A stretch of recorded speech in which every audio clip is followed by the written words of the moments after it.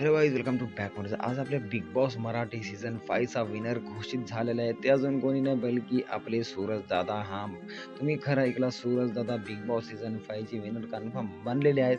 आणि तुम्हाला मी सांगलं होतं की सूरज दादा फर्स्ट विनर आणि सेकंड विनर म्हणजे टॉप 2 मध्ये आपले अभिजित दादा येणार. आणि 100% ते झालं, कारण की सूरज दादाला जे म्हणजे लव आणि जे सपोर्ट भेटत होता की विचारू नका. आणि सूरज दादाला महाराष्ट्राची जनता, महाराष्ट्राची फुलच जनता म्हणजे सपोर्ट केली. आणि लास्टला सूरज दादालाच विनर केले त्यावर रितेश दादाने. कारण की रितेश दादा सर म्हणजे खूपच ते सुद्धा खूपच खुश झालेत.